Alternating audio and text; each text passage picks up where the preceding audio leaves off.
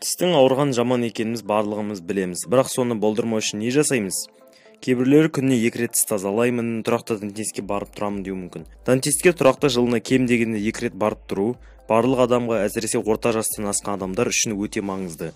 Стоматологты зиярат ету тек тіс пен ауызды ғана емес, барлық денеңізді тіпті ерте өлімнен де аман сақтап қалуы мүмкін. Неге екенін білу үшін соңына дейін қарап қорытынды жасаңыз. Қазақшадағы тіс дәрігері деген аудармамен ғылыми стоматолог сөзінің ауқымы мүлде келіспейді. Стоматолог көп адам ойлайтындай тек тісті ғана емдемейді, ол онымен қоса ауыз қуысы, тіл, қызыл жиек, жақ, сілекей бездеріне қарайтын маман. Ал қазақшадағы аударма тек тіске апарып тіреп қойды. Тіпті стоматология сөзінің өзі грекшеден стома ауыз, логос ғылым дегенді білдіреді. Стома деген ауыз, тек тіс емес. Бұл тек қосымша мәлімет қана. Видеоның негізгі тақырыбына көшейік. Стоматологты тұрақты зиярат етудің мынандай пайдасы бар.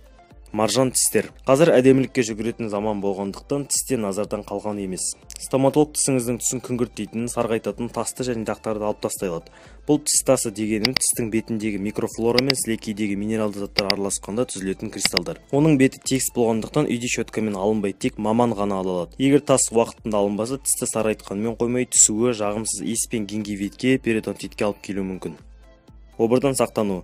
2018 жылдың өзінде ауыздрагына 750 мың адам өмірмен қош айтысқан.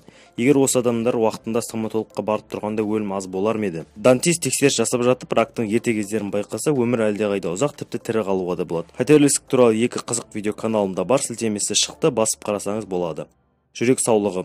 Адам ойламайтын байланысы да бар. Ғалымдар 10 жылдар бойы периодонтиті бар адамдар инфарктке көбірек шалдығатын байқаған. Әрине, инфарктпен түскен адамның барлығының тісі сары, айналасы қанталап тұрмаған, бірақ байланыс бар. Инфаркт жүректің өзінің етіне қан жетіспегеннен болады.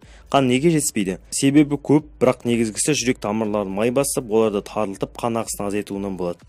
Тіс саулығы. Стоматолог тексеру барысында тістердің сынығын, шытынауын ерте байқауы мүмкін. Бұл жерде көзге көрінбейтін ұсақ сынықтар айтылып жатыр. Сынықтың ішіне бактерия молынан жиналып, кариес болып кетуі де назардан қалмауы тиіс.